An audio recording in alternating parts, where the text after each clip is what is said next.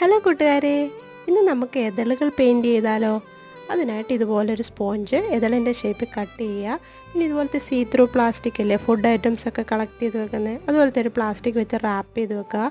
പിന്നെ ഇച്ചിരി ഏറെ പെയിൻ്റ് എടുക്കുക. ഞാനിവിടെ ബ്ലൂവും റെഡിൻ്റെയും പെയിൻ്റാണ് മിക്സ് ചെയ്തിട്ട്, എന്നിട്ട് ഇതുപോലെ ഡാബ് ചെയ്ത് കൊടുക്കുക. ഒട്ടും വെള്ളം ചേർക്കരുത്. അപ്പോൾ ഇതിനകത്തെ ആ പെറ്റൽസിനകത്തെ വെയിൻസൊക്കെ നമുക്ക് കറക്റ്റായിട്ട് അതുപോലെ കിട്ടും. പെയിൻറ്റ് തീരുവാണെങ്കിൽ കുറച്ചേറെ പെയിൻ്റ് എടുത്തിട്ട് വേണം ഇത് ചെയ്യാൻ, എന്നാലേ കറക്റ്റ് വെയിൻസ് പോലെ കിട്ടുകയുള്ളൂ. പെയിൻറ്റ് കുറേശ്ശെ മാത്രം വെച്ചിട്ട് ചെയ്താൽ ഇതുപോലെ നമുക്ക് ആ വെയിൻസ് കിട്ടില്ല.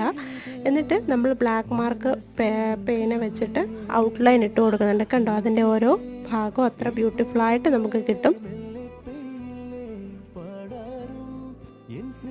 ഇനി ഇത് ഞാൻ കട്ട് ചെയ്ത് ഡെക്കറേഷനായിട്ട് യൂസ് ചെയ്തിട്ടുണ്ട്. അപ്പോൾ ഇത്രയേ ഉള്ളൂ. Thank you for watching.